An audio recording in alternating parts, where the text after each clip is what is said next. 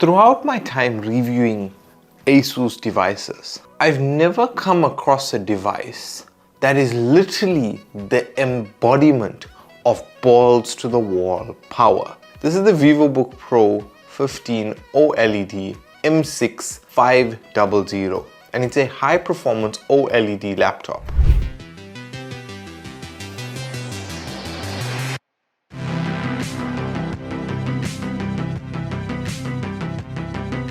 In terms of its features, it has an AMD Ryzen 9 7940HS mobile processor, which can be clocked at 4 GHz on its 8 cores and 16 threads, and it can be boosted at up to 5.2 GHz.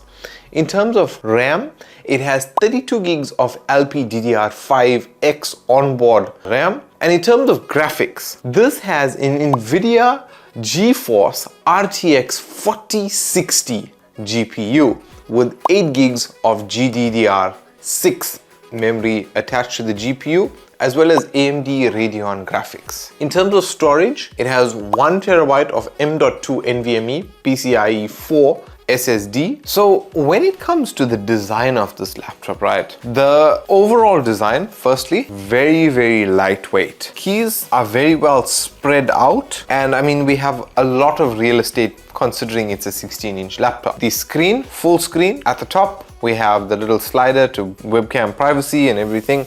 And there's a lot of space under the keyboard as well, allowing us to have a larger trackpad and just all in all having raised space for our hands on the device. If we had to look under the device, we would see there's a whole lot of vents for cooling of this device, and when running gaming, I didn't actually hear the fan spin up that much on this device. You see there is a rubber bar at the bottom to lift the device up ever so slightly to allow for better airflow, as well as the way that this works is the hinge has a bigger space. So the hinge isn't like our other device or some of the other devices we've seen. So there's an air intake, I guess, at the hinge or at the space of the hinge. So the air is taken in there, it's passed around all the devices, and then it's jetted out at the bottom of the device. So that's it in terms of air. And I mean, if we wanted to run Counter-Strike, we can provide you with some feedback as to how the thermals have performed. But yeah, the hinge is a separated hinge that revolves around that center. I mean, other than that, everything's square. The trackpad is slightly to the left, but I mean, I've gotten used to it now. I mean, it makes sense. But that's it in terms of the design of the Vivobook Pro 16. So when it comes down to dimensions, this device is 35.98 centimeters by 23.43 centimeters by 1.89 centimeters. And it weighs only 1.8 kilograms. So you can literally think how light this is for the amount of power that's built in.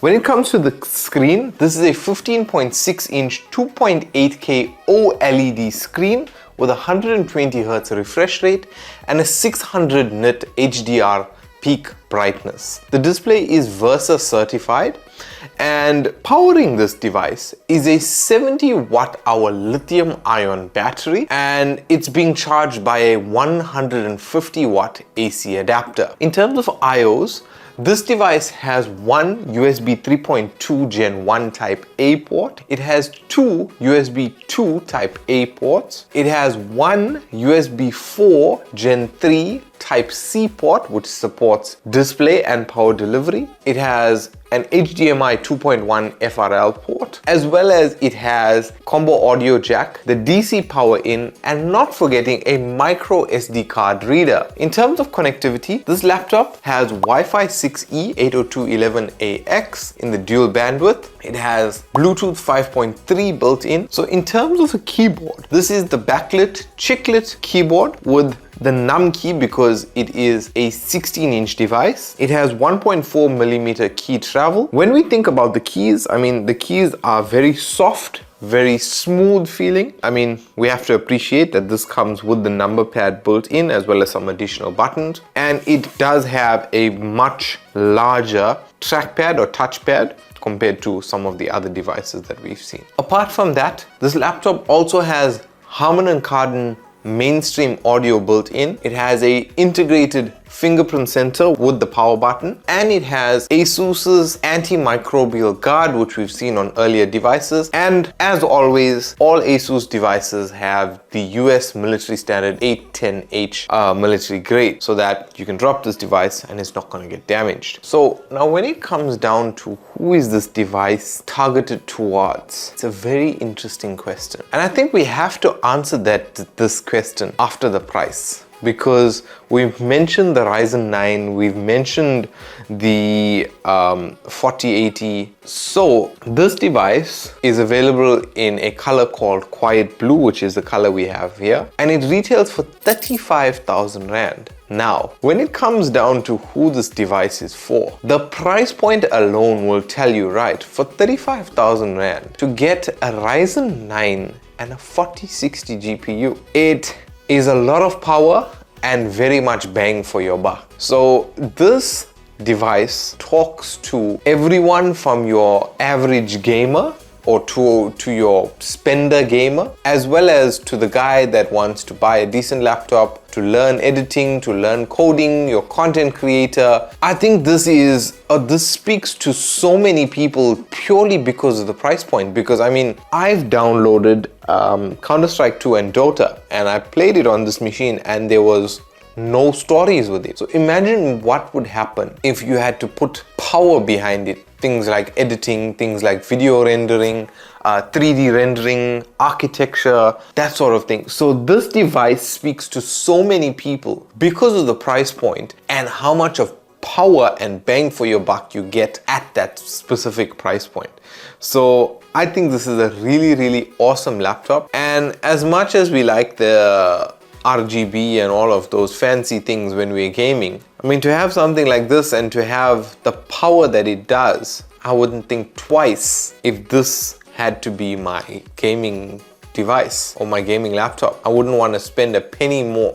Well, maybe for a screen, that sort of thing, but you get my point. So it's a really, really awesome and powerful device, and has a really, really amazing and cost-effective standpoint for the amount of power that comes with it. Now, when it comes to pros and cons, it leaves me questioning, how well have I tested this device? I'm not saying I haven't tested it.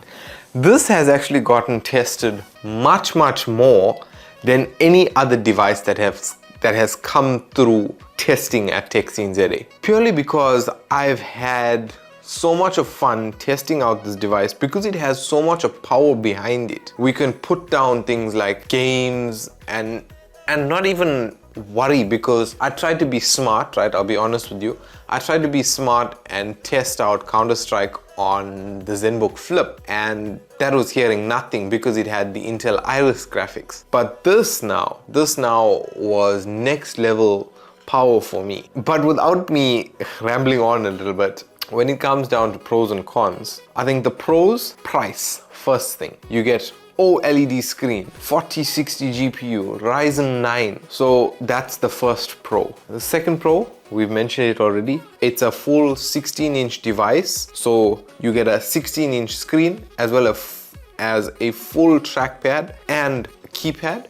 So that's that. So the third pro has to be the amount of power that's built in. The Ryzen 9, the 4060. So if we think our three pros, power, price, and I guess size. And when it comes down to cons, I have nothing to complain about the device.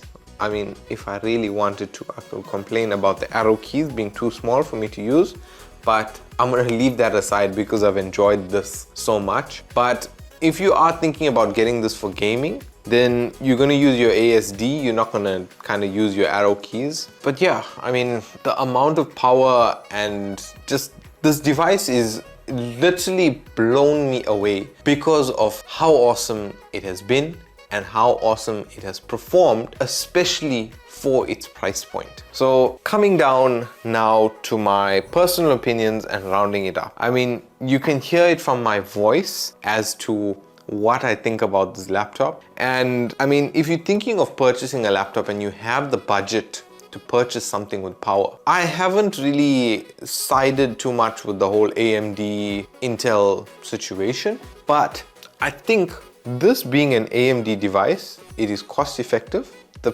fact that we're using an AMD processor allows us to bring down cost, and hence we have such a powerful device, which is Ryzen 9 4060, and I mean, what more could you ask for? So I think if you have the budget to purchase a device like this, I would say go for it, and I don't think you'd ever look back. Even from the quality of the screen, right now the refresh rate is actually so high that it's causing the glare on the camera, because with some of the other screens we weren't seeing this, but because the refresh rate is so high, it's sort of fighting with the camera and you're seeing this flickering as such. But all in all, great device, small, compact, packs a punch, and I would rate this device a 9.7 out of 10 from TechScene.za.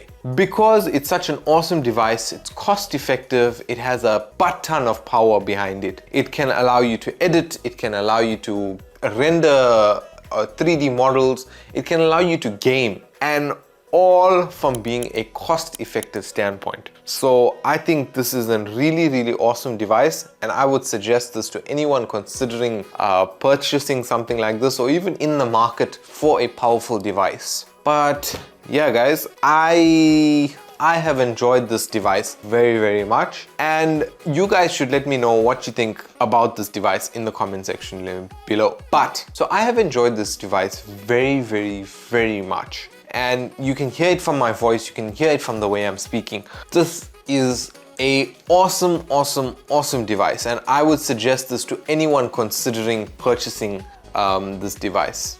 In the comment section below, let me know what you guys think about it. If you do have your own, what do you think about the device? What do you think about the battery life? And all of that good stuff. A big shout out to Asus South Africa for sending out this device for me to review and test. But yeah guys, thank you very much for watching. If you aren't already subscribed, make sure you subscribe so you don't miss out on any future content from us here at TechScene.za. Guys, thanks for watching. My name's Prashant, and I'll catch you in the next video.